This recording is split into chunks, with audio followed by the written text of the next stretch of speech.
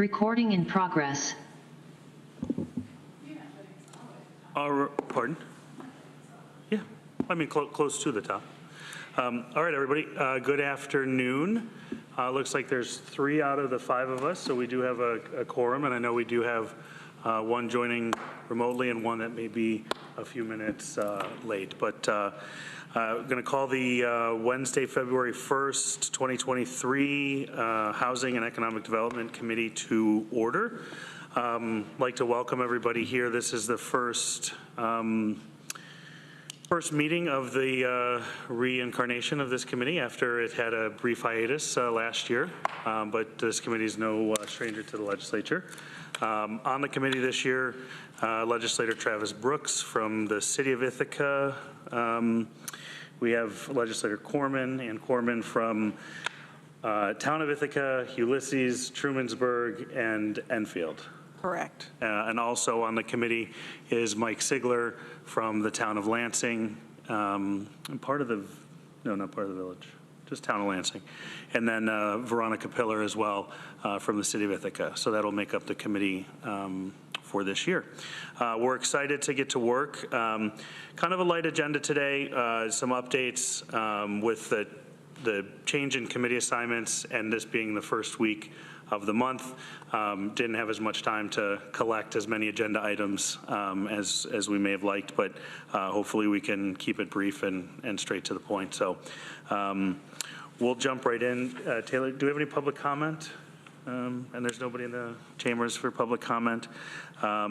So just a brief change to the agenda, just to accommodate some scheduling and last minute scheduling, which I appreciate everybody's flexibility. We're going to move the Chamber of Commerce report and discussion on the Tompkins County Micro Enterprise Assistance Program updates, ID 11469, up under the committee members' reports. So that'll be the first presentation we have there. And then I think that's, well, then we have to also add the the Tompkins County Department goals. That's a report and discussion item ID 11475. Is there any objection to doing that? No? As a discussion item? As a discussion item. Where do you want that one? I have the same conflict that Jennifer Tavares has. Okay. Removing me down, I am sort of into the other. Can we?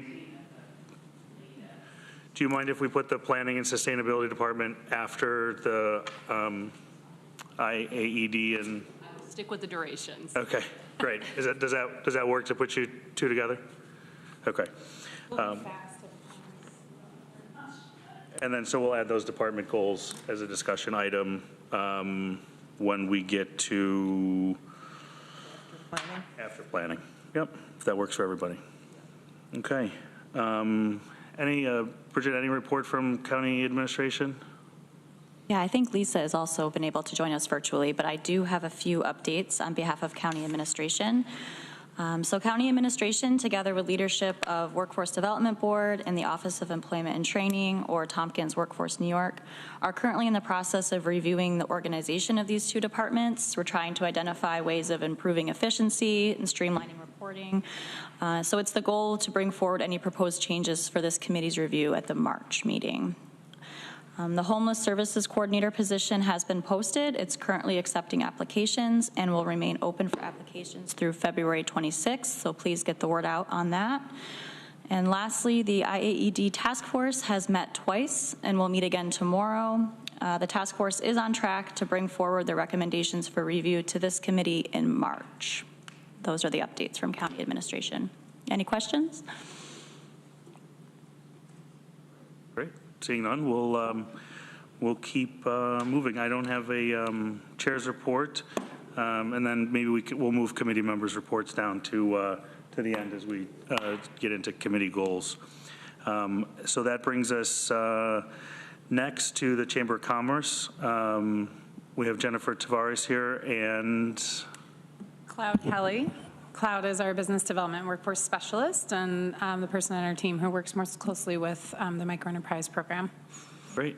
Well, welcome to you both. I'll turn it over to you. Great. Thank you.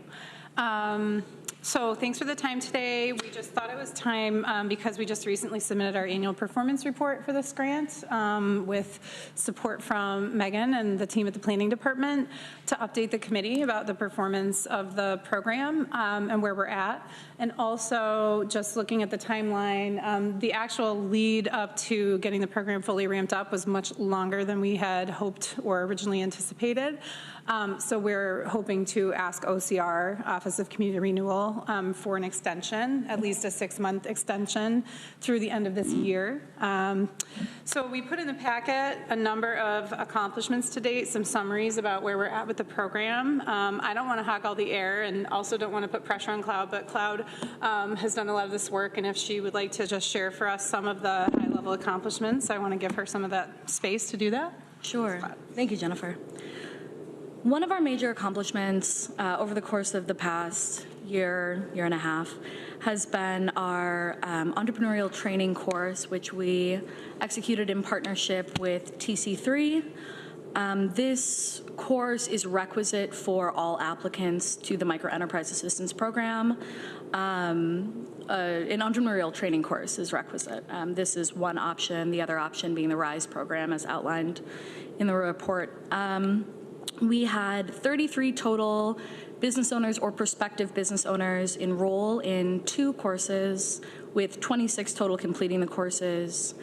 From that pool, we've had 5 total businesses go through the application process and be approved by the committee. 4 of those were enrolled in that course. 1 was enrolled in RISE with Alternatives Impact. From that, we've allocated $134,800. And we have seen a good chunk of that money go out. We've seen $29,000 approximately go into the hands of those recipients. But that leaves us with $125,200 in remaining funds to allocate, with our initial programmatic deadline in June of 2023. Great overview. So we also still have a number of folks in the pipeline. So there are folks that are in process with their applications. They have submitted some initial application materials, business plans. They weren't quite ready to bring to committee yet. So we know that we have a few folks who are likely in the next couple of months to apply. But given the time frame of how long it takes from funding award for people to actually fully draw down their funding, even with the existing folks that we have, knowing that we still need to award some additional grants, we don't see a way to complete all of that funding going out the door and being drawn down from the state by June. So we're hoping to ask OCR and really, Megan advised that getting the committee's blessing on that would be a good idea before we went ahead and submitted that request to them. So that's sort of the other piece right now. We do hope that with the pipeline that we have now and the additional applicants that are working with the RISE program, and also some new opportunities we've been exploring with the Child Development Council to see how we could release partnering together to try to fund some startup daycares, which we all know we need in the rural parts of the county. We're hoping that we'll be able to really push those funds out the door in the next 6 months, 6 to 8 months. So if anyone has any questions, we're open to more questions, but we know your time is valuable, and just want to make sure to respect that. Just having been involved peripherally, at the beginning, and then now being able to be on, the committee that helps go through, I just really want to thank you and Megan and Cloud and Jennifer for, especially all the time that it takes. I mean, I don't know how much time it takes. It just looks like the amount of work that you've put into it by the time, especially with the assistance for the individual people going through that program, and then if they choose to do an application. So thank you for all that, because as we know, as much assistance, especially for small businesses and startups, the more assistance they can get to be successful is really important. So thank you for doing that. I had just one question. Do you want us to take like a straw poll? You need our approval, to be able to submit the extension? Or how would we do that? I think that would make sense. This program, my department came kind of late in the game, and so since the legislature was, kind of so tied into the creation of this program, we thought it was good that you be aware, and so I think just getting a straw poll, a sense of the body, that you're comfortable with us going to the state to request this extension. Just to clarify, will the sense of this body need to go to the full legislature? Or is it more just handled I at don't committee believe level? so, yeah. That's why we don't have a formal resolution or anything like that. It's just to make sure that, you and through you, the rest, you're keeping the legislature up to date, but that you're comfortable with us requesting this of the state. I would just say a little asterisk, if for some reason the state says to us, you need a resolution, I would hope that we could draft one, and then maybe committee chair would be comfortable presenting that to the legislature when the time comes, knowing that this committee has already, heard the request and supported it, I guess, would be just the asterisk I would say. Yes, that. yeah. I doubt they're going to, but just in case, it'd be nice to know that, for us all to know that Typically, might the chair of the legislature would need to sign a request, so this way too, Shauna would know that this committee's aware that this has happened. I do see that Mike just joined us. So Mike, if you can hear us, or if you have any questions about this. But I think just to sum up the ask, it's to execute a 6-month program extension for New York State OCR for this program specifically. With the caveat that if for some reason we would need a formal resolution, the committee would be comfortable with myself submitting to the full legislature a resolution that says, it came out of committee, essentially. Is that fair? I guess I'll move that. I'll second it. Okay. We'll just do a quick roll call since Mike's on video. Travis? Yes. Ann? Yes. Veronica? Yes. Mike? Yes. And I'm a yes. All right, so there's the approval, if needed, and if you need anything else on that, please let us know. Does anybody have anything else for Jennifer and Cloud? Just one more thing. Sure. So I know it was just a small amount that through the recovery grants. Do you have any idea what you're going to be able to use that for yet? Thanks for asking that. I had been talking with several other partners to see if we could bring together enough additional funding for the hospitality workforce focus program. We do have some additional funding on the table. I don't know that it's going to be enough. I will just let you know I've talked to Tracy in the interim, and we agreed I would have an answer for her by early February. So I do plan to be back in touch with her. So I would say we're almost there, but not quite there yet. It either will go towards that, or it will support some of the Live in Ithaca regional workforce attraction work that was in the application. Okay. Thank you. Thank you. And I don't know if we mentioned it in this committee or if we mentioned it last at PDEC, but I thought that the chamber ribbon cutting event was a great time. I know it was attended by a lot of people, had a lot of great community support, so excited to see what you do down in the West Beginning, I think is we're now calling it, Yeah, rather than the West End. It was nice of someone to coin that term that day. And yeah, the county was there and supportive, and Chairwoman Black spoke for a few minutes, and thank you for being there. But yeah, it's good to be in our new home and, getting to know the neighborhood and seeing different ways that we can be supportive and help create some synergies over on that end of town. So You guys did a Glad great to be job there. on the space. thank you. Yeah, It's a long time coming. We're just glad it's over. glad to be home. Awesome. Well, thank you both for coming. We'll move on now to Heather, and we have the presentation, IAED 2028 year strategy presentation, ID 11418. So with that being said, Heather, I will turn it over to you.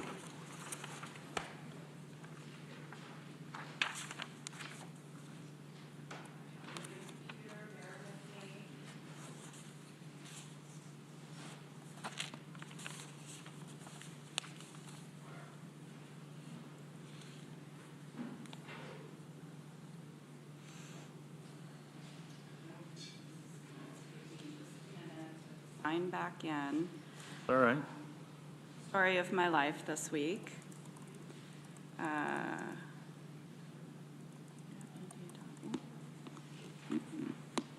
I just want to say how excited I am to see housing and economic development back again. Yeah, that was a tight squeeze to put everybody in.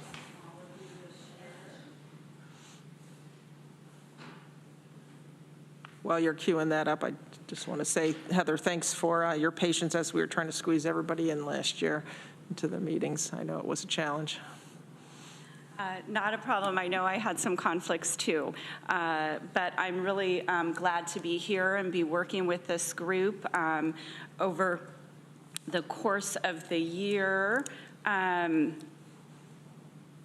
see. I want to be mindful of your time. How much time do I have today? What do you think you need for your presentation? I think 20 minutes is good, but I can talk faster if you need me to. Yeah, 15, 20 minutes is perfect. Okay. You know me, I love to talk about what I do, so I can talk for a very long time.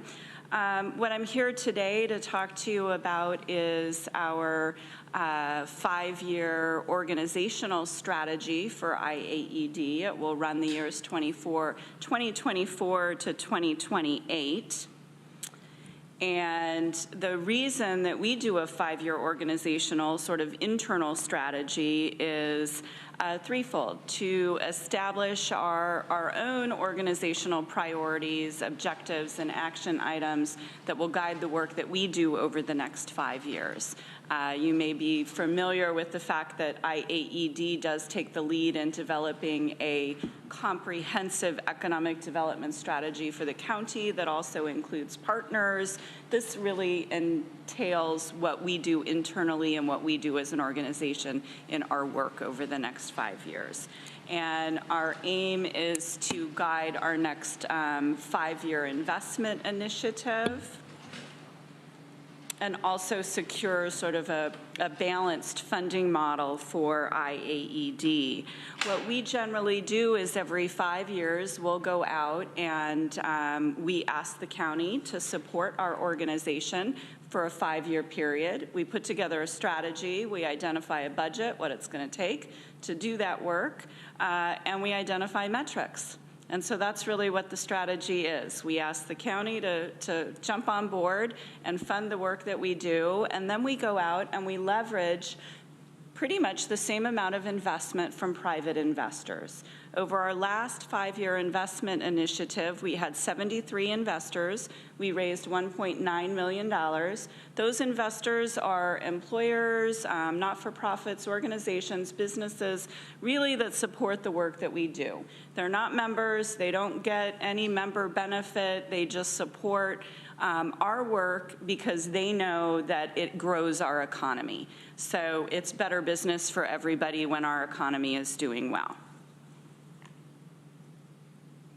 And I thought I'd just give you a little snapshot here of IAED's funding history. I could find back to about 1992, it looks like.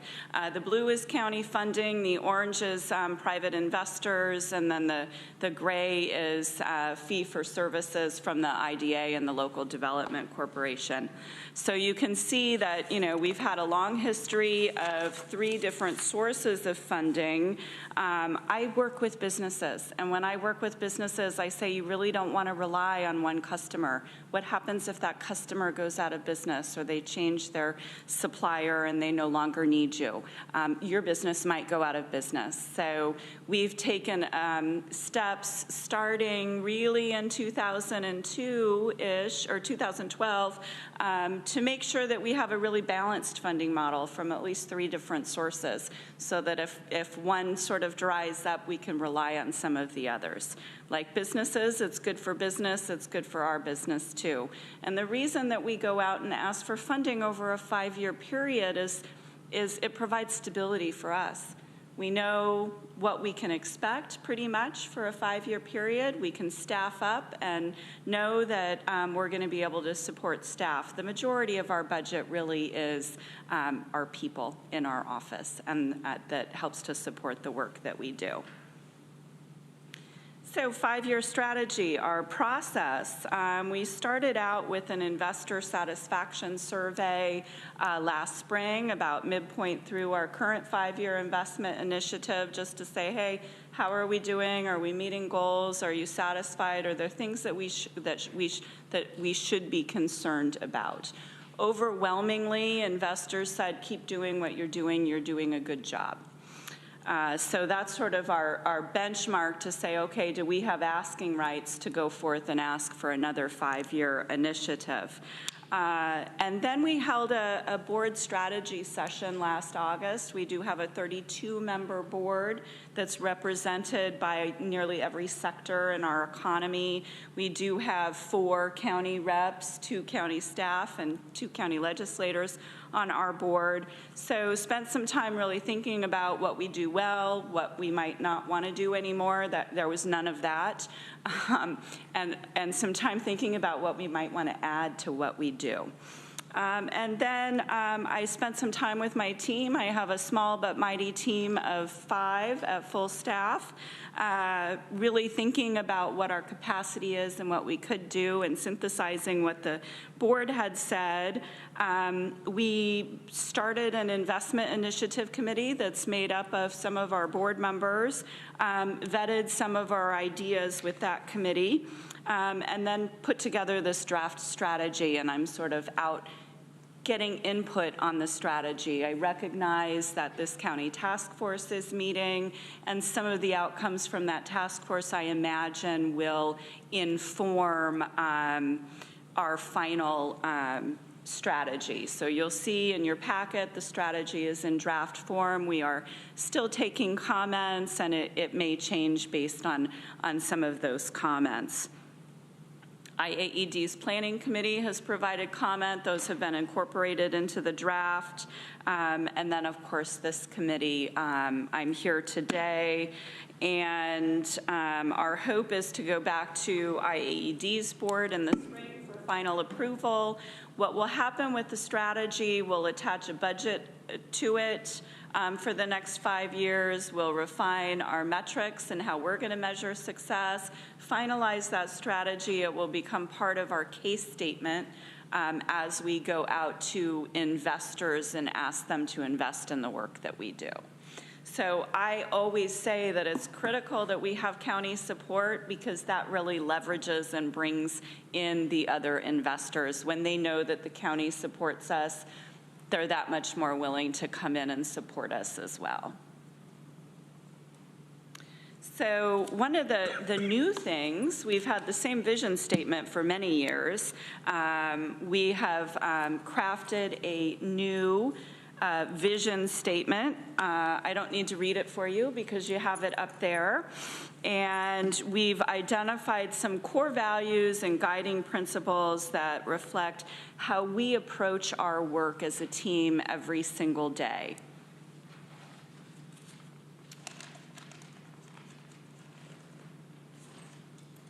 At IAED, we do focus on what we call traded sector industries, industries that sell a product or service outside of our community. They bring wealth into the community, and they don't compete with other businesses. So when we're looking to find resources and incentives, either locally at the state or federal level, for a business here in Tompkins County, they're not competing with another business for those same resources.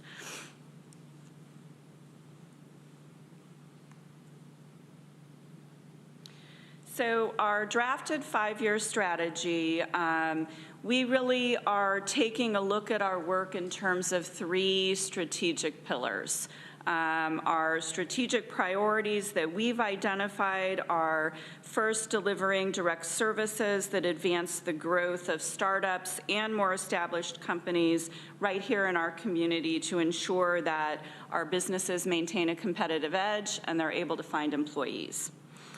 Second, workforce. We're hearing a lot of that these days, as we should. Our strategic priority really is around creating workforce development opportunities to expose and align residents with careers and support services to succeed in 21st century industries. And then our final pillar is around economic development leadership, providing leadership towards strategic planning and initiatives that create a favorable economic climate where businesses and communities can thrive. And that economic development leadership pillar really is about not only providing leadership in Tompkins County, but beyond our borders, because we know that economic development just doesn't stop at the border. Within each of those strategic priorities, and you have the full drafted plan in your packet, so I'm not going to, read word for word. I'm just sort of highlighting some of it. Under those strategic priorities, we do have objectives and then actions under each of those objectives, if anyone, is interested in seeing more detail. Under direct services, our objectives really are around providing customized services to businesses at every stage of their startup and growth and development, so that they remain competitive in our community. Some of those key services that we provide are incentives through the Industrial Development Agency for earlier stage businesses, our loan fund program, as well as bringing in lots of other resources from regional, state, and federal sources. One of the other big objectives is a robust business retention and expansion program. In economic development speak, that's BR&E. We spend a lot of time meeting with businesses, understanding their needs and understanding their challenges so that we can either provide direct services, start new initiatives, or provide other resources to make sure that they're healthy. Those businesses give us a pulse on our economy, and they really help to inform everything that we do. I say this a lot. Economic development is not a one-off. It's very much relational.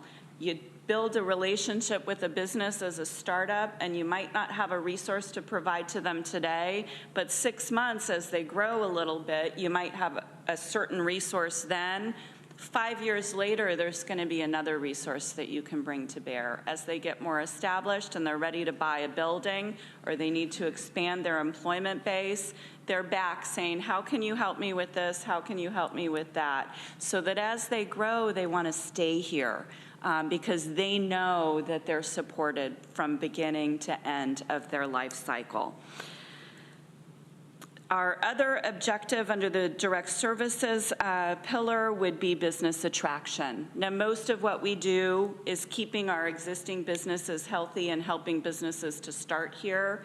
We'd like to do a little bit more in attraction. We've always done a little bit, attracting businesses to move here. Having the existing customized services in place, it's not a big stretch to start attracting companies that have a reason to be located here. Our biggest successes have been ties to Cornell and the world-class research and development that happens right here, right up on the hill. Under workforce development, this is a big, new, and exciting pillar for us. We've always done a little bit of collaboration around workforce. This past year, we hired one workforce staff person. If I have my way, we'll have another one by the end of the year because we're finding that the level of work is so big and there's been so much interest. And there's really three main objectives around workforce development is making sure that local folks have career readiness opportunities, training opportunities that not only prepare them for careers in businesses here in our community, but also that provide them access straight into those employment opportunities. So we're not just training and saying, okay, bye, go find a job. We're making sure that their training is aligned with the needs of local businesses. We are the central agency in the community for labor market data and analysis. We do a lot of that for individual projects, for not-for-profits that are writing grant applications. So if you're looking for labor market and economic data, we're the ones to call. And then talent attraction. We know we can't train everybody in our community to fill all the needs of all the businesses in our community. So really being targeted about where we're attracting talent from and into those hard-to-fill positions that we just don't have the available skilled workforce for here today. On the leadership side, key objectives, providing thought and process leadership countywide, particularly with the economic development strategy and a recovery strategy, being front and center in all discussions around economic development. Another objective around participating in regional initiatives, both at the Southern Tier Regional Economic Development Council.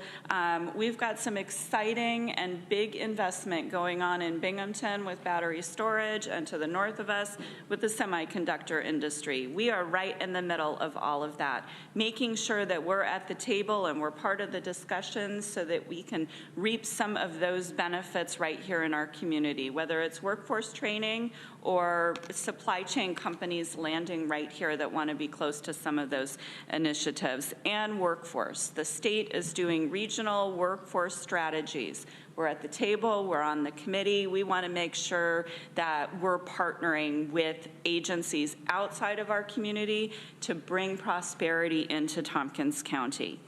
I would like to, in terms of economic development leadership, I am involved with our state association, with an international association. I am one of, I think, 5 outside of New York City certified economic developers. It's sort of the gold standard for economic development. And our organization is the only accredited economic development organization in New York State. There's 73 of them in Canada, the US, and south of us, North America. So, you know, we have the depth, we have the breadth, we have the sticker of we know what we're doing. I've spent a lot of time making sure that we have the right staff with the right skills to execute on this plan, and I feel really confident that we do. So the last part of our strategy is outcomes. We have identified what we'd like to measure in terms of outcomes. We haven't put the numbers on them yet. We're still sort of working on those. Under direct services, those are the big metrics that we always talk about. New jobs, jobs retained, new payroll, new capital investment, and new property taxes as a result of the direct services that we provide to customers. The workforce development outcomes are all new. Now that we're building out this direct-to-work program, which I'm happy to have Danny come back and talk to you more about. She can talk even longer than I can. She's so excited about the work that she's doing. And then I think we're changing this from economic development leadership to community benefits, really benefits around local labor, new housing units, megawatts of renewable energy, and we're starting to do more around minority and women business enterprises and providing resources in that area too. So that is our strategy in a nutshell. I'm happy to take questions, comments. You hate it, you love it, I'm missing something, and I'm really looking forward to implementing this strategy. Well, I'll open it up to my colleagues first. Does anybody have any questions for Heather or comments? Veronica? Yeah, thanks for going through all this. This may be a silly question, but these outcomes that you're planning to measure, where's like the most recent set of outcomes you've already measured? Or is that something to wait for after the current 5-year Our current strategy, we did have our outcomes were new, jobs created, jobs retained, capital investment, new payroll, I think were the 4 big ones. So we report on those annually. I will likely be submitting our accomplishments from last year in next month's report, or I'll come back at some time and talk about that.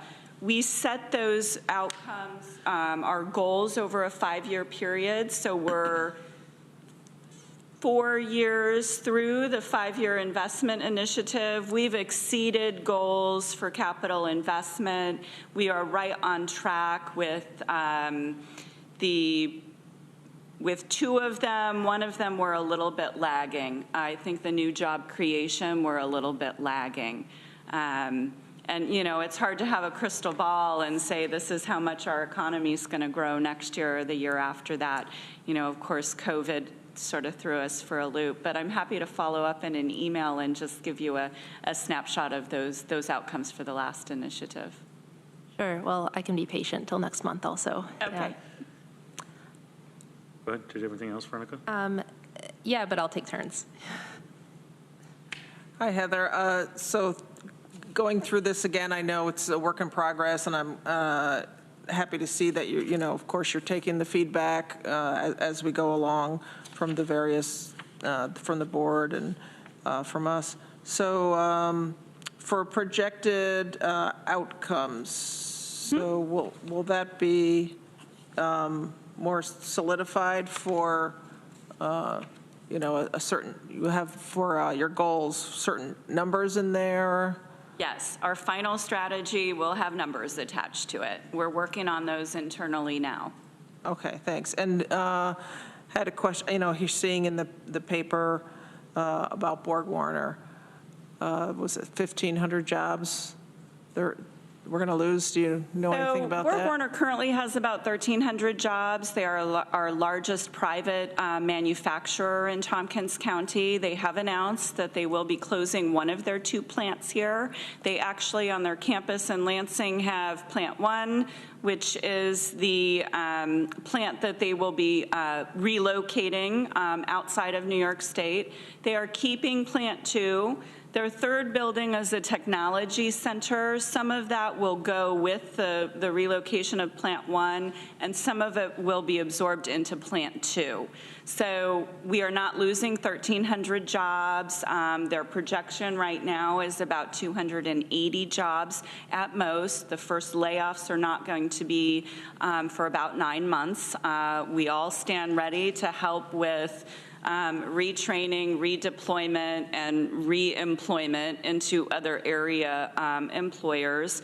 The layoffs, they're saying, will happen over the period of about 2 years, and likely the numbers will be much smaller than that because of the retirements and just turnover in the Plant 2 labor force. So some of those employees will be able to transfer over to Plant 2. I think the good news is that Borg Warner is making some changes so that they can remain competitive here. Plant 1 was more low-wage, entry-level positions. Those positions are just, that kind of work is just not competitive in New York State. So it will be moving out.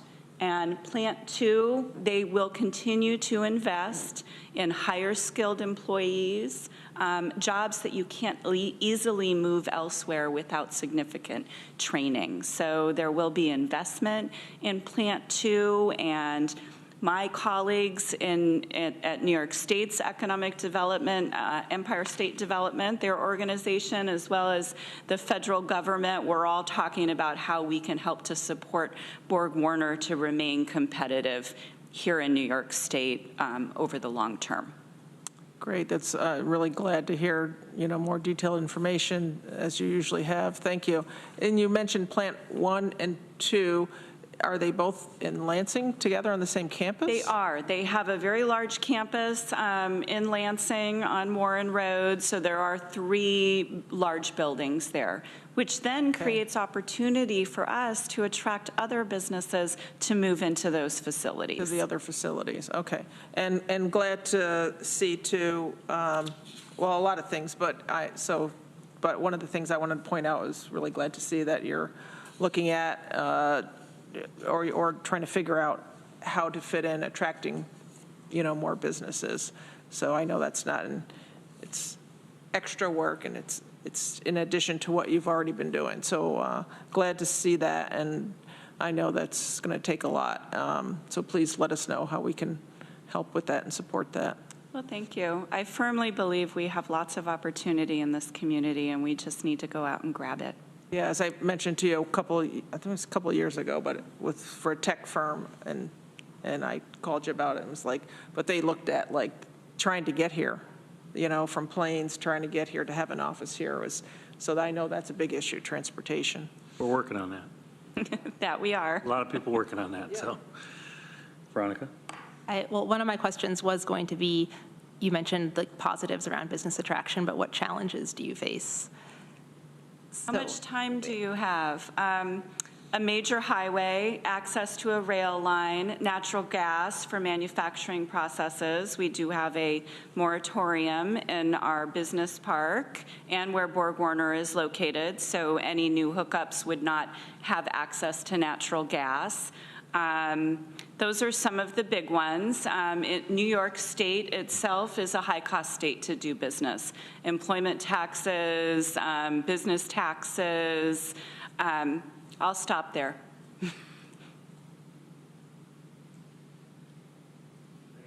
Good. Yeah, I got more. 2 more things. In the core values, I'm sure I've seen these before, but I'm curious, the one about creation of wealth, how do you, which is great, how do you distinguish between wealth creation and wealth just like moving around or extraction, which I would imagine you don't want to do? That's really why we focus on traded sector industries. They bring wealth into the community. And it's sort of, if you study economic development or you talk to other economic developers like me, wealth creation is a term that they use. We've actually had some feedback at our board, and it looks like we're going to change that. I did change it, if you didn't notice in my slideshow, to prosperity or economic prosperity rather than creation of wealth, because I know that can have some negative connotations for some. But really our goal is that we want to make sure that businesses are able to locate here, create good paying jobs here, and that people that live in our community can access jobs that provide quality long-term employment opportunities. Cool, thank you. And I had one more, although this might be out of scope, but it's in the draft thing you provided us. The 3 new policies that you all helped facilitate at the IDA. I'm just curious how those are going, or the impacts of those. So 3 new policies, that would be our local construction labor policy.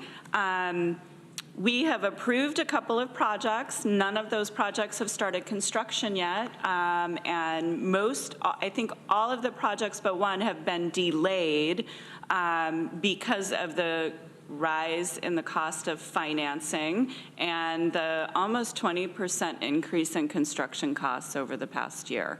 So they're struggling quite significantly. I have always said it's not that we don't have the workers, we don't have the employers on the labor side. There are not subcontractors that have the capacity to bid on a $50 million job. And so that's where we run into a bit of a pinch point in terms of local construction labor. So we did set a policy that we think is achievable, and we're working very hard with those companies that have been approved for incentives to make sure that they're able to meet those goals, because it's a requirement. Our housing policy is just about 2, maybe 3 years old now. We have approved over 1,000 units of new housing development. Almost a quarter of those will be affordable units. And of those projects that are not developing affordable units directly, they'll be contributing over $2.7 million to the Community Housing Development Fund to help support additional housing. And the third policy, I'm assuming, is our enhanced energy policy. All of the development that you have seen go up downtown over the past 2-3 years, starting with City Center and then Asteri, the Ithacan, the project Ironworks down on State Street, the Steve Flash's Inlet Island project with 16 housing units, all of those projects, 100% air source heat pump for the residential portions of those buildings. They've been designed to a standard that is much better than current energy codes. So I think by all measures, we've been successful. I was actually invited last year to speak at IEDC's leadership conference, International Economic Development Council, on the enhanced energy policy and the work that we've done to support energy efficiency and renewable energy. Here, I was on a panel sandwiched in between San Diego and Seattle, so I got to represent Little Ithaca, New York, and I'm putting us on the map. Thank you. Any other questions for Heather? It's not a question, but I just wanted to also highlight with the workforce housing policy, you know, in about a year old, just slightly over a year old, I'd say enhancing that policy, as it says here, to provide direct support for affordable housing. So just wanted to say that's something new, a newer initiative, and so I want to make sure you get credit for that. Thank you. And you were instrumental in helping to design that policy, Anne. I'm excited to see the outcomes, and I think to see your outcomes grow and be more robust. And I hope that folks will be patient and understanding that those are sort of moving targets, and there's a lot that 5 years from now could be one thing, but we really don't know. So, you know, hopefully you'll have a chance to update those regularly, and, you know, maybe you have your budget and then you're revised and things like that you're sort of looking at. But I think it's great to see that grow and you know, hear feedback from community stakeholders about reporting and things like that. I think the workforce stuff is exciting. Hopefully you can add an additional person. If you can find another Danny out there who's as jazzed about workforce as she is, I think that would be great. I'm excited to see some of the programs that she's put together. You know, she reported to PDEC last year with the Direct to Work program. Was that right? Yes. And that's very exciting. So excited to see that grow. And I think as we look towards manufacturing and look toward alternatives to, you know, secondary education or higher education for some, there's a lot of work that can be done in the community to get people good, high-paying jobs and show people that higher ed may not always be the right path for them. So I think this is great work. I appreciate it. Please, you know, send our thanks to your staff for putting this together. I know it's not easy, and I know it kind of takes a village to get all this stuff pulled together. So thanks again for coming and reporting on that. And please don't hesitate to let us know how we can help be part of the solution as you move through the next phase of this work plan. Absolutely, and I know I'm not able to stay for the entire meeting. The Downtown Alliance and the Chamber and IAED's board are hosting Martha Pollack from Cornell University for a small reception with our board members today, so I'm really excited to sort of share with her some of the things that we're doing. But because I can't stay for your conversation about your priorities for this year, just know that I'm here and I'm happy to report as little or as much as you want. And if there's specific things that you want from me, you know, feel free to just ask. Perfect. I'm sure we'll have more conversation around that as time goes on. So thanks again, Heather. Thanks, Heather. All right. Sorry, let me just make a quick note here and then we'll move on. Okay, so we're bouncing around the agenda a little bit. It looks like we're at the Planning and Sustainability Department. do we want to go through, is there a report first or just the resolution on the table? We don't have a report. It's really just the resolution to pull this money into this fiscal year. Okay, so we have resolution, budget adjustment, Community Housing Development Fund, Round 22 awards, Department of Planning and Sustainability, ID 11463. Will somebody move that? Moved by Ann, seconded by Veronica. And then Megan, I guess I'll turn that over to you for introduction.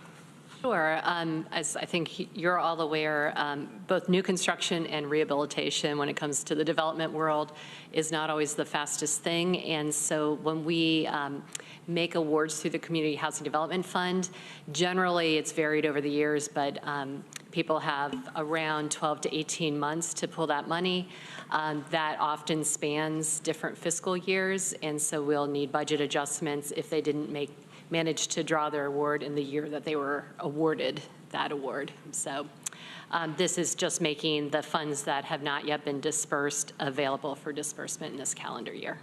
Got it. And the total for those funds is $204,990. Correct. That's the county portion. Many of these awards also involve contributions from partners as well. Are there any questions from the committee on this resolution? All right, seeing none, we're going to go ahead and do a roll call vote. Travis? Yes. Veronica? Yes. Annie? Yes. Mike? Yes. And I'm a yes. That passes unanimously. Thank you. I just wanted to, Go ahead, just, Ann. for full disclosure, that I was just voted in as the chair again for the Community Housing Development Fund for this year. Yeah, so just so everybody knows, To do that, and Ann and I both serve on that as the county legislators on that. And Travis, you were I think, appointed the alternate this year, correct? For the Community Housing Development Fund. Yeah. Yeah. Yep. so you'll be able to vote if one of us can't go. It's a really fun job to be the one on deck in case everybody else doesn't show up. I did that this past year. I don't know, Katie, Megan, were you prepared to maybe touch on the Department of Planning and Sustainability goals for this committee for this, or Bridget? Just jump in real quick. So you have received what we had compiled for those departments that report to this committee. They're really meant to be a reference for you all as you sort of develop your own committee goals. Okay. But if there are questions, we do have the departments represented here today. Got it. Yep. Okay. So we'll go with that. Rather than a presentation, we'll use this as reference. Perfect. Not to put anybody on the spot. All right. So anything else from the department, Megan, or are we all set? Awesome. Thank you. So we've heard from Planning and Sustainability Department, IAED, the Chamber of Commerce. We're now on to agenda item 10. It's a resolution, appointments to Industrial Development Agency and Tompkins County Development Corporation Board of Directors, ID 11461. Can somebody move that? Moved by Travis. Seconded by Veronica. I'm happy to give this one the,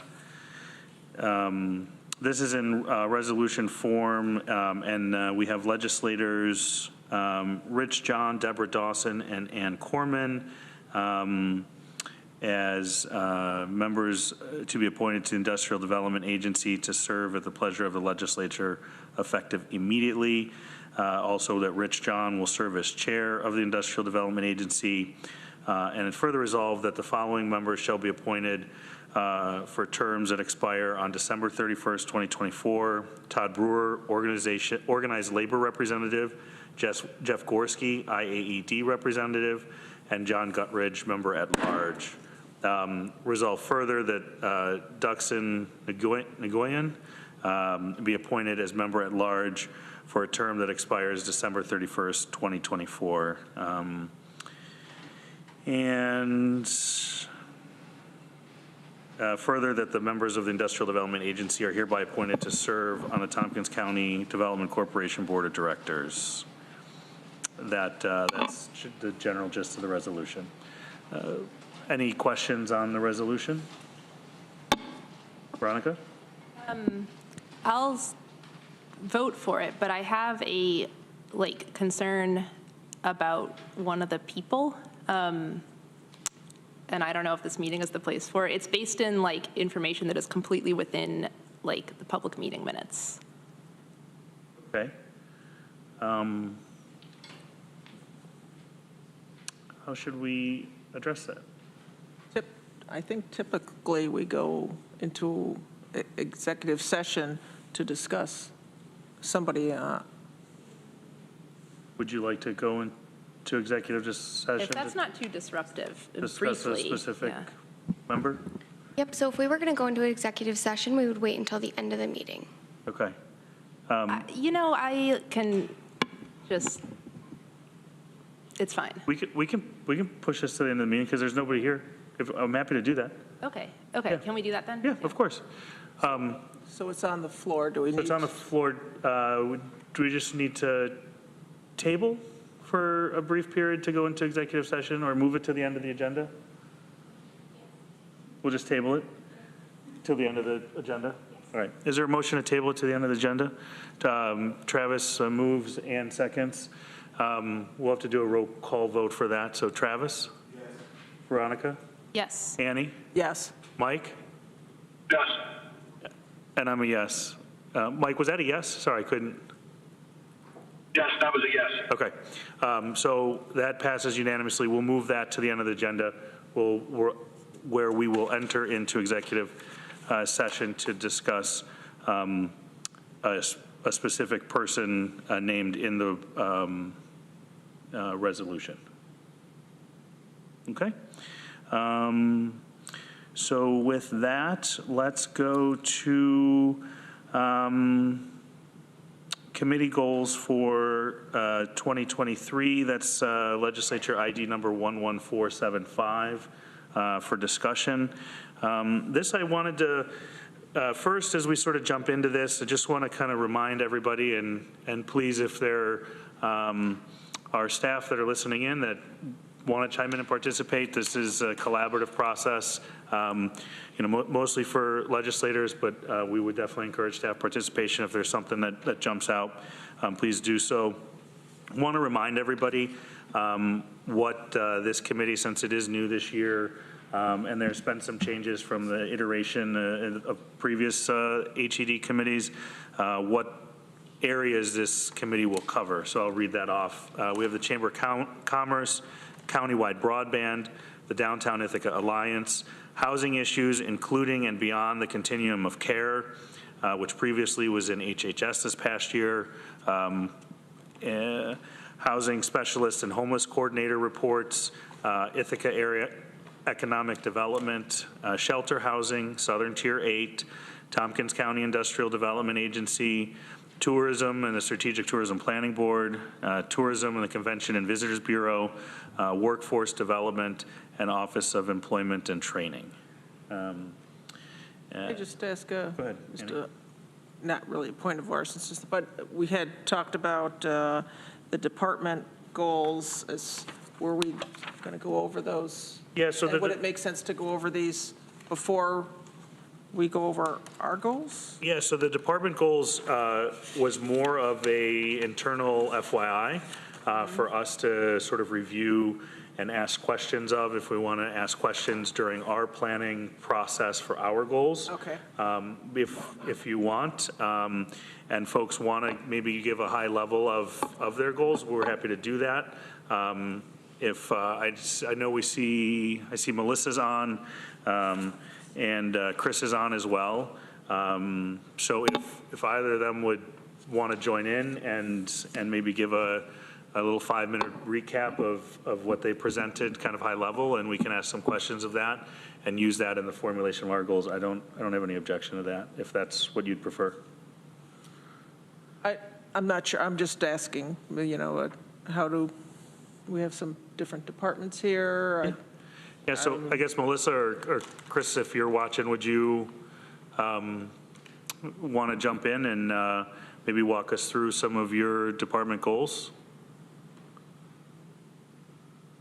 Hi, everyone. Hi, Melissa. So for the Office of Employment and Training, the broad strokes would be providing an inclusive and supportive environment within the Tompkins Workforce New York Career Center, which is where we're located. Through the pandemic, we didn't reopen until June of 2022. So that gap in being able to provide front-facing customer service when people are walking through that door, we're really kind of rebuilding what that looks like again post-pandemic. So just really making sure that we're providing the services the way that they should be provided, that it's inclusive, supportive, equitable. Then number 2, community awareness, education, and collaboration. Again, being closed, I think, had an impact, and just making sure that all of our partners and community members, businesses, employers are aware of what we do, what we offer, and how we can collaborate. And then finally, we are working to establish and rebuild our partnerships. Again, it had a significant impact on the services, not being able to have people walking in the door and receiving services in the moment. So making sure that we're reconnecting as needed throughout the community. Great. I guess the question I would have for you, and I guess I'll have for everybody, is how can we as a committee help in this, support your goals? You know, what do you see is something that we could do, or, you know, parallel goal that we may have that could support the efforts of your work? I think the biggest piece is the collaborative mentality. Having and understanding the needs of the community is extremely important. So I think in a general sense, just being part of the committee is important, and having that feedback, it was very informative to even hear Heather speak and to get some of that information. So I think it's information sharing, collaborating, and then as the projects maybe grow throughout the year, is, you know, we'll be presenting some of them to you and receiving feedback. Great. Well, that's one thing we're good at here is feedback. So happy to help there. And, you know, I think we'll look to set up some time, you know, in the next couple weeks or month or so, and sort of maybe drill down into more depth and see how we can best work together. But I'll look to my other colleagues if there's any questions or comments from Melissa for the Office of Employment and Training. Go ahead, Ann. So, Melissa, you said about opening. Can you say again, are you fully open to the community, or Yes. is that in stages? Yep. Okay. And then the other thing I just want to say was just a follow-up to what Greg said. You know, just to me, having a good communication, you know, you mentioned about like information sharing, you know, and then we had IAED here, and, you know, and then with our Workforce Development Board, if there's anything, you know, is there anything that we can do, you know, from, I don't know, a higher level, or to help facilitate people being able, departments being able to work together? You know, I know in the IAED's 5-year plan, they talked about trying not to duplicate services and trying to coordinate more. Is there anything that we can do for that, or anything else you can think of?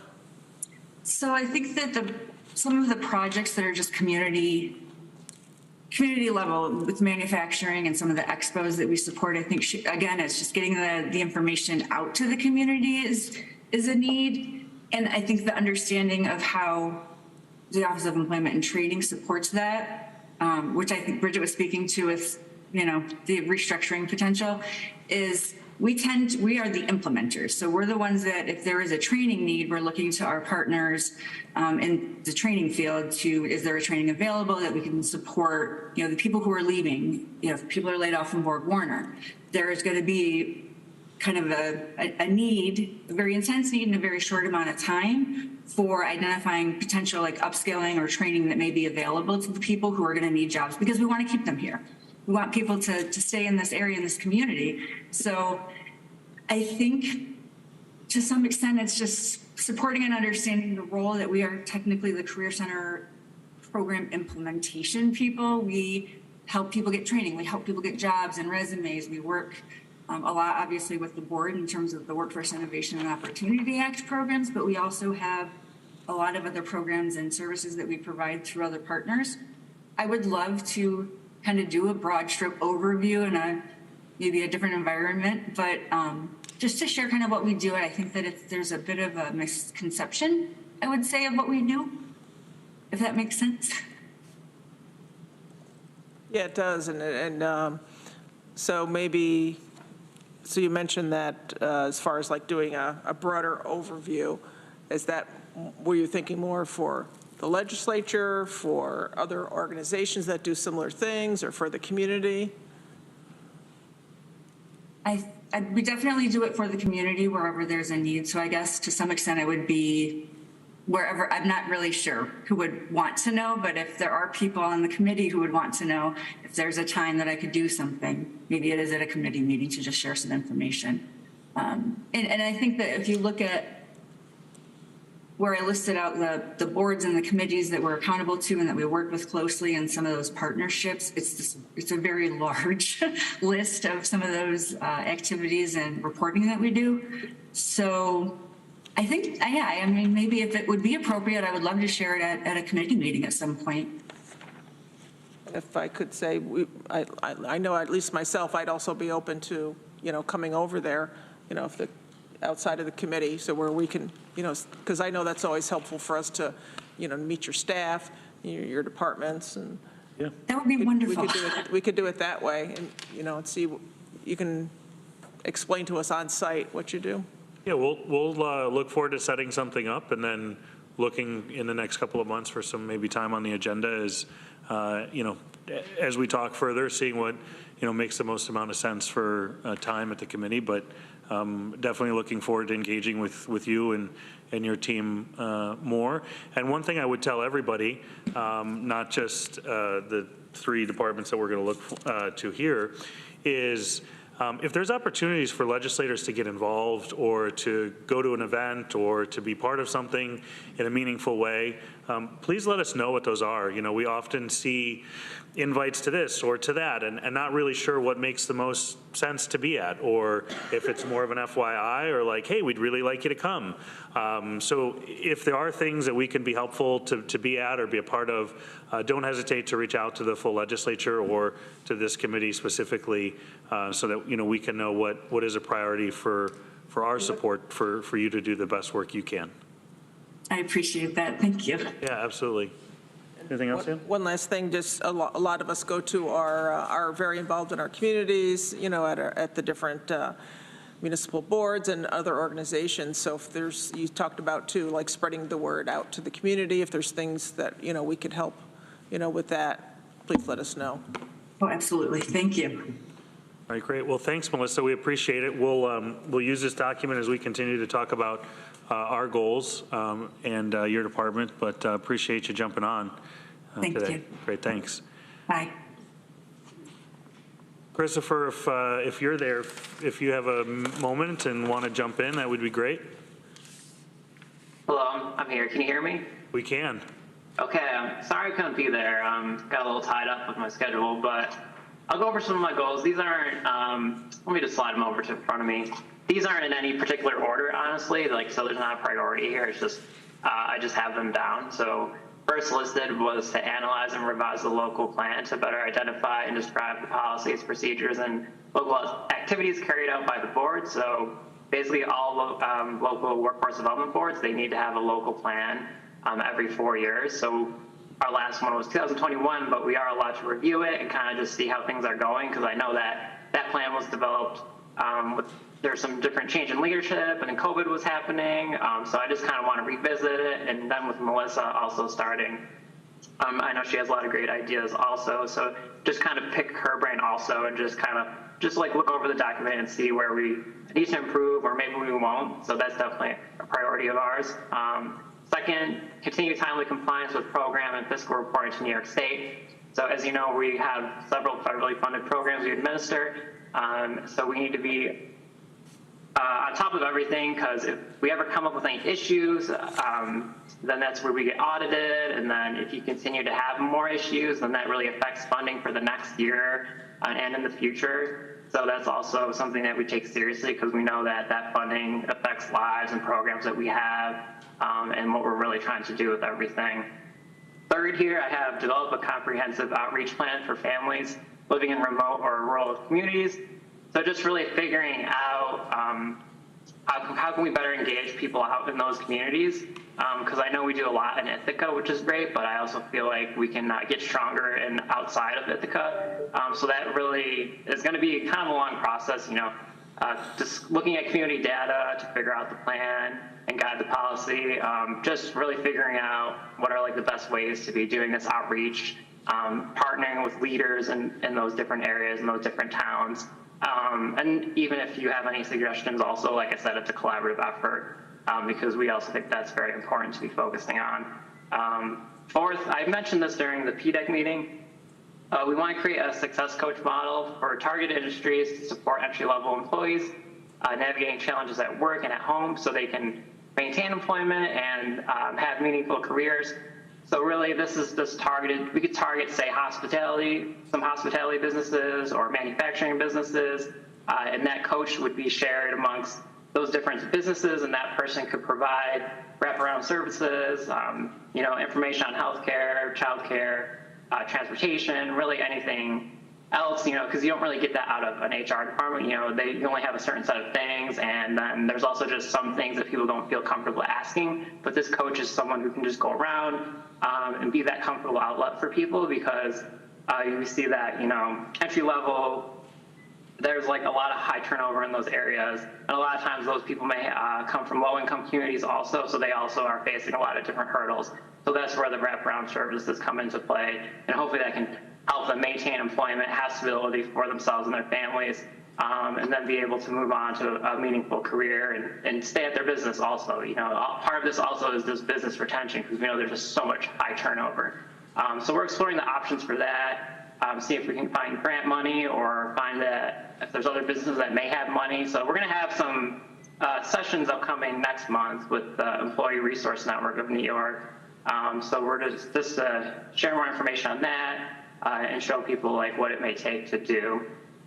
Fifth, I have built partnerships with small business owners to identify their needs and develop resources to address their needs. So really, the Workforce Development Board, we administer programs, we collaborate with businesses, community-based organizations, we come up with the initiatives.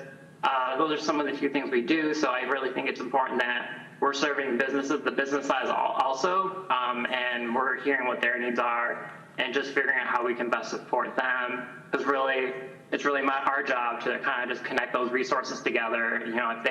If they may need employers, then, or if they may need workers, I know that Melissa has people coming into the Career Center, and Melissa may know more at the frontline level of like what people's needs are, what skills they need.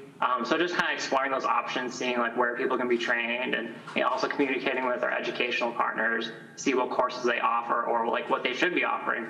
So that also kind of plays into that also, just really figuring out what people need. And I know at the PDEC meeting we weren't able to touch upon it, but soft skills is just very important also. So just making sure that we're kind of figuring out like what are those things that are really bothering business owners, because I know that they have some issues of way certain employees are behaving, or just they may have trouble just communicating with them and just figuring out strategies around that. So that's also where we're gonna, through that partnership, we'll be able to provide what strategies they can do, and we'll just help them what they need to retain employees and have a better business. We're almost done. Sixth, explore potential partners and develop groundwork for apprenticeship program designed to help individuals experience and gain skills for careers. So I'm just having some initial conversations with different partners, seeing if they're interested in developing some sort of apprenticeship program. So I find that to be very important. Not everyone has to go to college. There's other options out there. And if we can get that people engaged at an earlier age, maybe before they're leaving high school, just get them exposed to those opportunities. So that's really where we're trying to build that outreach into our schools and other like youth programs, just to kind of connect the two together and bridge the gap and see if there's anything there. I was at a conference back in October, and I know out in Rochester that, they have this youth apprenticeship program. So I'm just sitting there and they're talking about how great it is. And I'm sitting there like, why don't we have that? Or like we should be doing something like this. So I'm also just talking with them, just learning more about their program and what they do and how they can effectively implement it, how they develop the program. So these are just some things that we're working on, but a lot of conversations have to be had before we have even more conversations. So that's something we're focusing on. I don't really see that being like, we'll have it done by the summer. That's more of like something that'll be ongoing and that we're going to be building towards. And then finally, the seventh, increase K-12 career awareness in high priority sectors relevant to the area, so such as advanced manufacturing, agribusiness, healthcare, and leisure and hospitality. And we are hoping to do that through expos, which we have, internships, summer employment, and then collaboration with counselors and teachers. So really just figuring out how can we get into the classroom at an early age and just figuring out, can we have employers come into the class, through virtual reality headsets. Eventually we're going to get those from NISL, the New York State Department of Labor, seeing how can we engage people through tools like that to expose them to different careers and career awareness modules. So, going to middle schools, going to high schools, just seeing where we can actually inform people about these opportunities. And then even at the high school level, building those connections with counselors and teachers, just to show them what's out there and share what employers are looking for. So again, that's just another example of how we're trying to, the board's responsibility is to try to connect different people to one another. So just trying to take advantage of our business partnerships we have, and then hopefully we can have more connections through the high schools, through the counselors directly, more of a direct pipeline, because we do have those relationships, but I want to get more narrowed and focused. Really knowing the counselor and really knowing what's going on at the front line and what people are looking for and what they want to do. So that's the goals that we have for the upcoming year. If you have any questions, feel free to ask. Great, I appreciate it, Christopher. That was comprehensive and thorough, and appreciate that. I'm a big supporter of that K through 12 activities and making sure people realize that there's different paths for different people. Not everybody takes the same path, and that's really important to drive that home and make sure that students are aware of their options early and often so that they can make the best choice for them moving forward. Does anybody have any questions for Christopher? Veronica? Yeah, thanks, Christopher. On the same topic of K through 12 stuff, at the Health and Human Services Committee last year, we talked kind of a lot about also getting into schools to connect with kids around different issues. But I'm wondering if you sort of that general topic of county departments and boards getting open and communication pathways with kids is something you all collaborate on, or if you have any thoughts on that.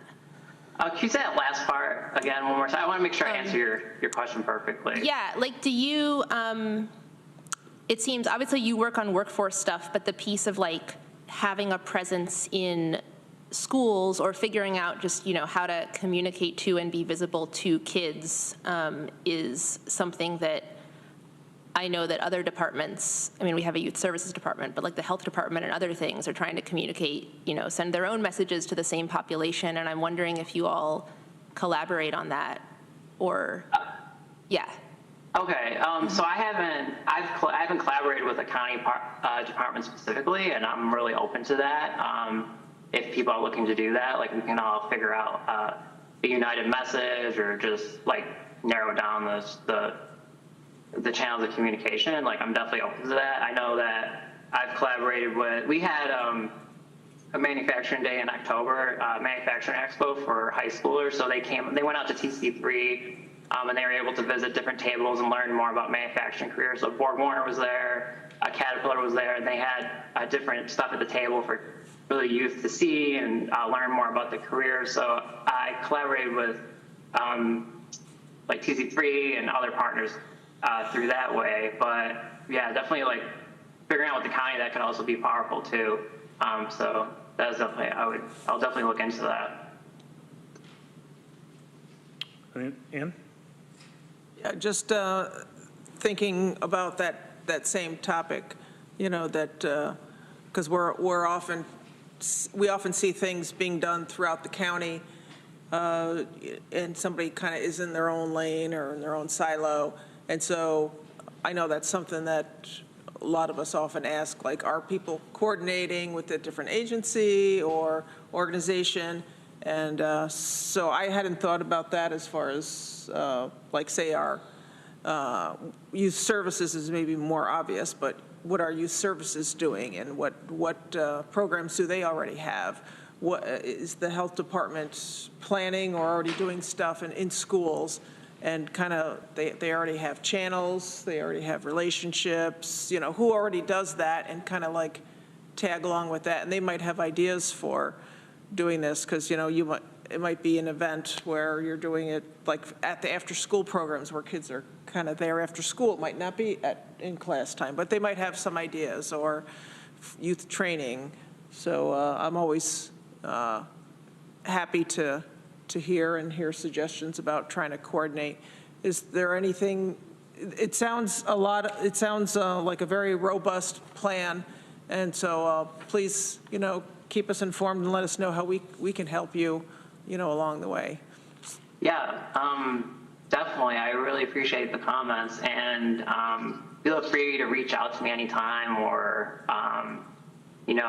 just forward my name to somebody if you think they may be interested in talking to me, or if you think I might be interested in talking with them. And even with the idea of collaborating with other county departments, I really like that. And I'll figure out how we can figure that out. I'll talk with county admin and see who's doing what, and I think that we can kind of figure something out and kind of I know I do a lot with Melissa and other community partners, but it would be kind of cool to do something also using our power at the county level, seeing where we can also collaborate, because I know all our departments have a lot of different resources. So I'll definitely look into that.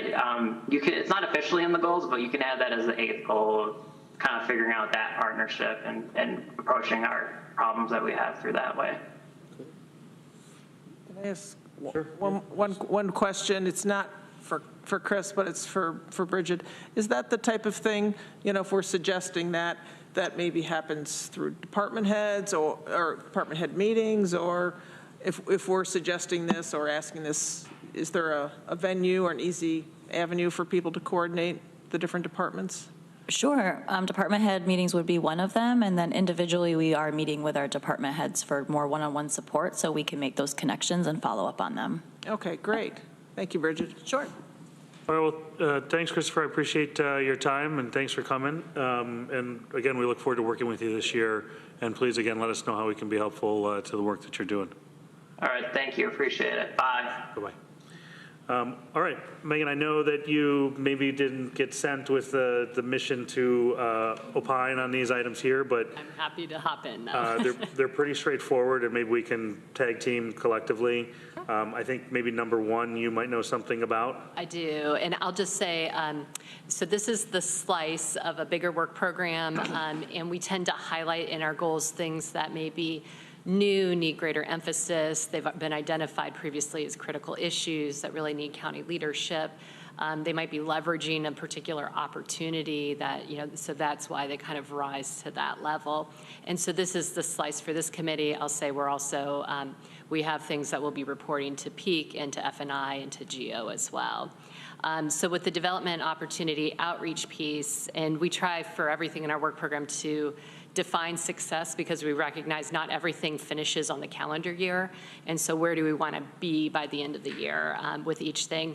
And this one's a little bit unique because we recognize this could be some sensitive conversations really, as we do some background research and some analysis, and then actually approach entities. These could be municipalities, major employers, school districts, et cetera, that have land holdings that might be opportunities for housing development, to offer to sit down and have those conversations.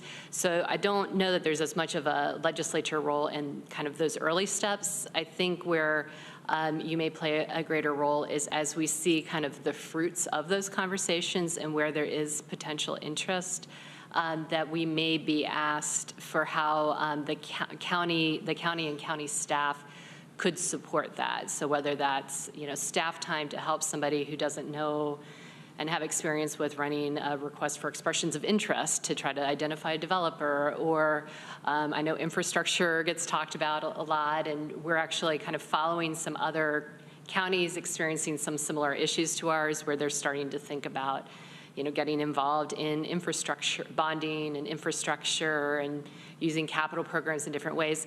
So I think this particular one, there may be more of a role as we kind of consider what are the steps that grow out of these conversations as we identify opportunities.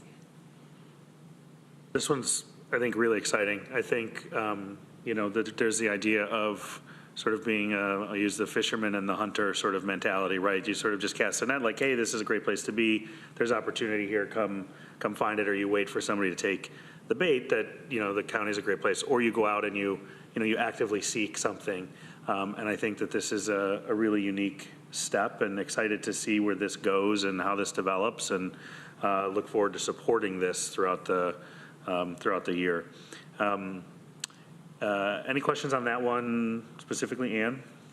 Will this, what you're talking about using the GIS information, will this also, is part of the GIS dovetailed in with infrastructure, like the infrastructure survey, I think it was a survey or analysis that IAED did? Right. Is that part of the GIS? Although I don't know how much that is like up-to-date actual GIS data that can all be kind of layered into analysis. I think it will be part of the conversation, so part of the background research we're doing, yes. And I would think anybody wanting to talk about, especially municipalities, are very aware of those kind of infrastructure constraints and where there are more opportunities. Yeah. I figured it probably was, but yeah, that's a lot of tricky stuff, but I don't know, I wanted to say it's time, but I'm glad your department has made this a priority, and finding, and hopefully we can support you having the time as best we can, and I know a lot depends on staffing and other issues, so yeah, please let us know how we can support that, whether it's through our municipal relationships and anything else we can do. And the county, one last thing, the county also owns property. So that'll be part of this? Okay. So just to jump around a little bit, visitor profile study, that I think is kind of self-explanatory, is to get that updated, work with the STPB and selecting a vendor and making sure that we get an updated visitor profile, get RFPs out, and make sure the steering committee and vendors are set to sort of oversee the data collection and moving forward with that process. And then the next one is the broadband expansion to unserved. Just want to briefly hit on what that might look like. Yeah, so this one is, the idea is to actually finish a broadband plan. And so I think in terms of, we're all basically sitting down right now with our work program for the year, each as individual staff, and coming up with a game plan so that we identify key meetings, times to report back to committees, take things through legislature. So I would imagine that this will be, coming through committee and then onto the legislature, but there may be opportunities if there's additional public, input. I know there's been previous survey work and things that you all have, legislators as a whole have helped get on the public's radar. So as other opportunities arise, we'll certainly keep you posted, both for this and there's other work, I should say, that although it may not report to HED, I think as a whole, you as legislators very connected with all of your communities can be helpful when we're trying to get information and opportunities out throughout the county. Any questions there? Just an overall one if we're done with those, right? Yeah. And this gets back to, I'm going to ask Bridget again, another question, and maybe Megan. So just thinking about, the reception out in the community and through the municipalities, is this type of thing going to be brought to, for instance, to TCOG very quickly? I'm just thinking before, because a lot of times people hear something and then they might not hear it, I guess it's that telephone, is it the telephone game, that one person hears something. Is this the type of thing that can be brought, things that affect the municipalities that can be brought to them sooner rather than them hearing about it and not getting, because, to me here, the scope of these three things sounds really great, but yeah. So anyway, is this something that gets discussed there at TCOG? Do you know? Yes, I think generally we do seek to bring regular updates that would touch upon all the municipalities in TCOG. Like we've invited Nick, for example, to come speak specifically about the broadband study and other areas. So that's definitely an opportunity where I could see that being brought forth. Mm-hmm. Yep. Okay, great, because just, don't want them to think like, hey, we're just coming in and making you put housing in different places. Sure. Things like that. Yep. And because sometimes once the word gets out in a negative way, it's hard to change that. Yeah, and one other thing that Lisa County Administration does still monthly since it started during COVID, but we do have monthly calls with all the municipal elected officials, and that's where we're also bringing these types of updates as well. So if it's not in TCOG, it's during those calls. Great, and thanks for continuing those. Sure. I've heard great feedback. I used to listen in on them, for quite a while, for I guess a couple of years, but it's so I don't really tune into them much anymore, but it's great to hear, the great feedback from my municipalities. That is really helpful. Great. And it helps. I think that really it's been something that's really helped foster a really good relationship. That's great to hear. Thank you. All right, so if there's no other questions there, Megan, I appreciate your time and joining us here today. And we'll, what I'd like to do, if my colleagues would entertain this, is maybe limit our discussion, because we do have another discussion and another item still on the agenda for our internal committee goals, and then maybe we could work together, and I'd like to sit down with each of you and go through what some of your specific goals might be for the committee, try to compile those, and then maybe present those at the March meeting in a more robust fashion.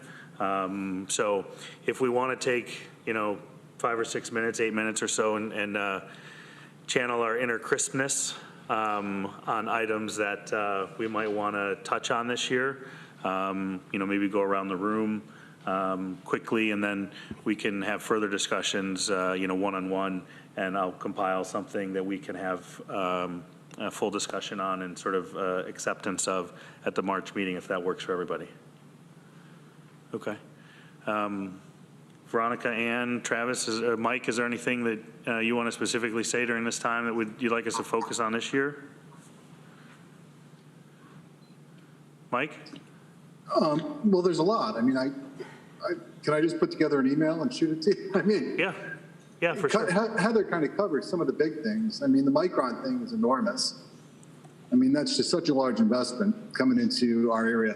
And then, the South, well, it used to be Chainworks, now it's Southworks. I mean, that could potentially be the largest investment in this county in its history. So, I mean, between those two, that's just such a big thing that's kind of going on. And with that, the Southworks thing could be potential, a lot of housing, could be a lot of commercial. It'll be interesting to see what kind of direction that goes. So. Yeah. But there's some other stuff too I'll send to you. Yeah, so we'll set some time aside and I'll compile that and we'll go over that in the March meeting. And I think it's important too is look at specifically what can the legislature do, or what can the departments that we support or report back to us do to influence and impact these type of things as we're sort of framing the conversation. Travis, did you have anything particular? No? Veronica? I do. 3 things since it's Christmas time. I'd like broadband access across the county to be on the goals. It sounds like it's coming toward us, whether we state it or not. So I'm happy to see that. Go ahead. Okay. We started in WDIC, which doesn't report here, talking about a countywide living wage, and I'd actually love to see us talk about that here. I know there was discussion about what committee it might live in, but hearing especially the reports from folks doing workforce stuff, it seems like exploring what the effects of that would be seems really related. And then about the housing things, which seems to be like the top 3 items in our committee responsibilities. The Continuum of Care just put out this plan called Home Together Tompkins about ending homelessness, or rather making it rare, brief, and one time, which is the goal. they presented a draft version to HHS last year when housing was part of it, but now they've got a like full published thing, and I would really like to see us take that up. It like goes as far as having a whole page of bulleted quote opportunities for the Tompkins County Legislature, and so I circulate that to the group. Yeah, happy to. I'd love us to take that assignment on, basically. Yeah, I think that's definitely, front and center for sure. And that's going to be a large part of the conversation. And Megan, looking forward to you and Elliot, right? And our new homeless coordinator, rolling up our sleeves and getting to work there. Ann, anything on your front? I want to also echo what Veronica said regarding living wage. So if that's something, that we could take up. We had thought about for WDIC, but because there's members of the staff especially on there, and I'm not sure how members of the community would feel, but it's sometimes more of a political thing, especially when you get into advocating the state or, doing that locally. So I'd like us to think about that, and I would be willing, as I'm going to volunteer, Veronica too, but I know her and I would be willing to work, behind the scenes or as like a little subcommittee, to do some of the work. And we've already been engaged in a bunch of that. We had a meeting today, and Ian Greer, what's his title again, or do you remember? Professor, I think, at the Ian ILR Greer school. at the Industrial Labor Relations School at Cornell. So he has a presentation or a report he's doing about living wage for Tompkins County. So I'm wondering if that could be something that he could present to this committee when it's is that what you were thinking? Possibly to this committee, or I hadn't thought that far ahead, but that would probably make. Yeah, I think the best thing to do is, we can put the living wage discussion, countywide living wage discussion, as an item to explore and bring all viewpoints to the table and facilitate that conversation. I think that would make a lot of sense as a committee level to try to learn more what that would mean, and if there's action to be had from that, great. But I think we need to get all the pieces together, and hopefully we can be the conduit for that type of conversation. Okay, yeah, so that's one of my biggest goals, and this is really helpful to have the different departments, to tell us what their goals are, because so that we can figure out how to support them. I certainly want to work in minimum supporting them, and next would be in alignment with them. And if we see something else that either isn't appropriate for a department, then I could see us, having that goal. So I guess I'm kind of, besides that, I'll figure out how to support the departments as best we can. Great. And I think, for me, housing and homelessness is definitely an issue. I think the attraction and retention of industries that create high-paying jobs that contribute to the unique fabric of our community is important, and looking, as how we can get people the training, the resource, the education, the opportunity to continue to advance themselves and create a better quality of life for them personally, and then ultimately the greater community is sort of my broad stroke, and what I'm excited about. But ultimately, as it relates to this, I'm excited to work with all of you and kind of help shepherd and guide the conversation, craft the agendas to make sure that the work that we do each month is in alignment with our goals and our department goals. So that, I would say, would be my goal personally, but it's really supporting this process and obviously, weighing in. But the biggest goal I have is making sure that whatever we decide are our goals, we're doing that work each month, and we're staying on topic, and we're not getting off track, and we have real tangible, actionable items that we act on and can see real results at the end of the year. So I'll connect with each one of you individually, compile some thoughts. If it's easier for you to write it down or talk it out, whatever makes the most sense, I'm happy to take it in email, phone call, Zoom, whatever the case may be, and we'll work together that way. So I'll conclude the committee goals discussion for now and move on to 2023 liaison assignments. We have...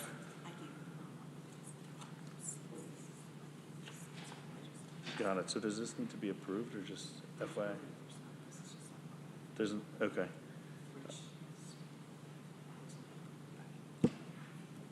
Okay. All right. So a couple of things that just on the liaison assignments. We have a vacancy in the Strategic Tourism Planning Board as a liaison, which is a non-voting seat. I currently have an at-large seat as a voting seat on that, and have sort of defaulted as the liaison to that committee. But if any member of the committee is interested in being part of that discussion, they meet the third Wednesday at 3 p.m., typically in person, sometimes virtually, and occasionally a hybrid.